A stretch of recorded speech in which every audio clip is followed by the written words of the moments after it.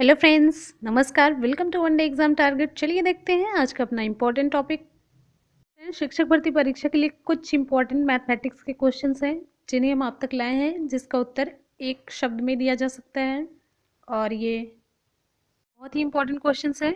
और जिस तरीके से मॉडल पेपर में, जो ऑफिशियल मॉडल पेपर आया था एक शब्द में उत्तर देने के लिए, वैसे ही सारे उत्तर इसके बन रहे हैं। तो फ्रेंड्स चलिए देखते हैं बिना टाइम वेस्ट किए। पहला प्रश्न है, सबसे छोटी प्राकृतिक संख्या लिखिए। सबसे छोटी प्राकृतिक संख्या हमारी एक है।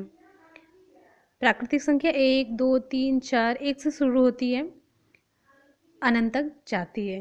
एक में आप जितना जोड़ते जाएंगे अगली प्राकृतिक संख्या मिलेगी। सबसे छोटी पूर्ण संख्या कौन सी है? पूर्ण संख्या जीरो से लेकर शुरू होती हैं, जीरो, एक, दो, तीन, चार, इनफाइनाइट तक।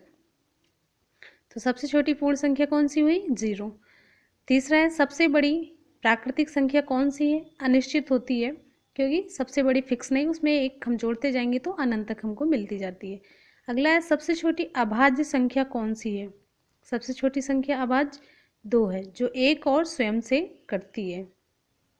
ठीक है, तो सबसे छोटी अभाज्य संख्या दो है। अगला क्वेश्चन है, 10 का योज्य प्रतिलोम क्या होगा? यहाँ पर प्रतिलोम लिखा है, क्लियर आप देखिए, ये प्रतिलोम है। तो योज्य प्रतिलोम, किसी भी संख्या में हम किस संख्या को जोड़ें जिससे कि मान पूरा जीरो आ जाए। तो 10 में हम -10 जोड़ देंगे तो जीरो आएगा। तो यहाँ पर योज्य प्रतिलोम 10 का होगा -10। ठीक है, अगला क्वेश्चन देखते हैं, 10 का गुणन प्रतिलोम क्या होगा?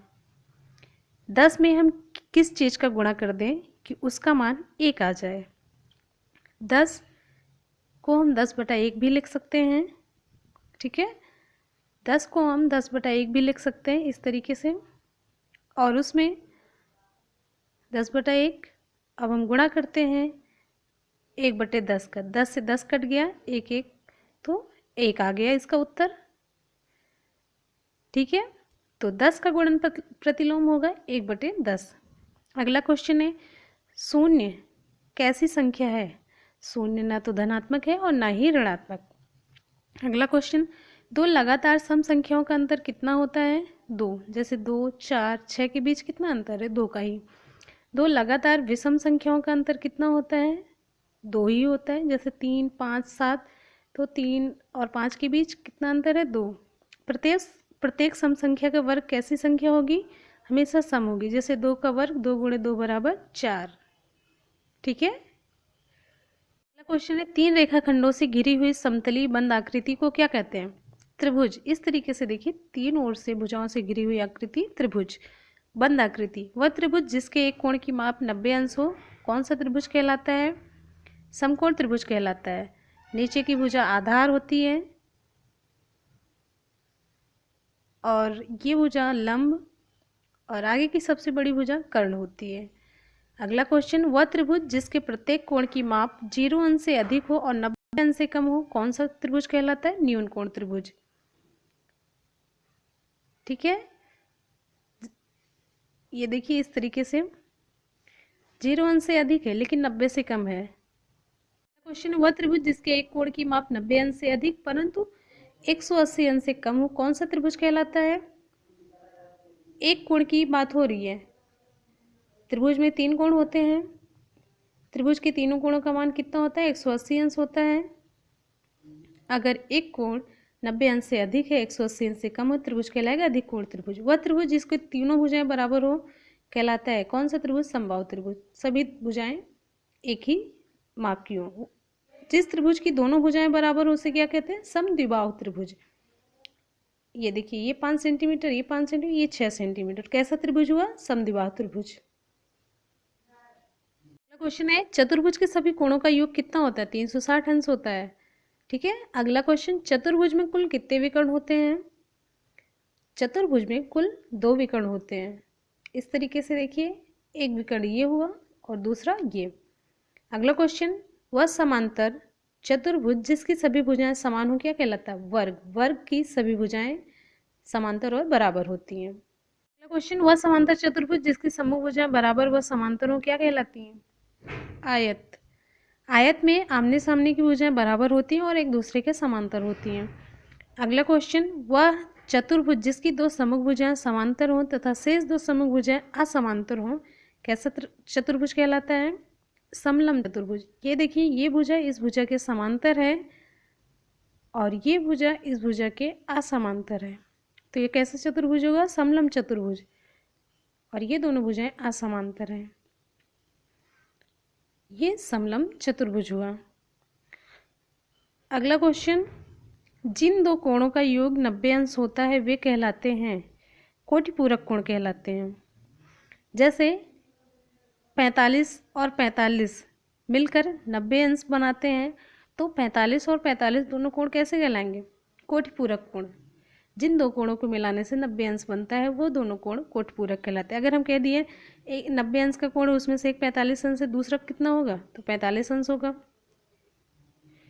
ठीक है। अगला क्वेश्चन, a माइनस बी का होल स्क्वायर क्या होता है?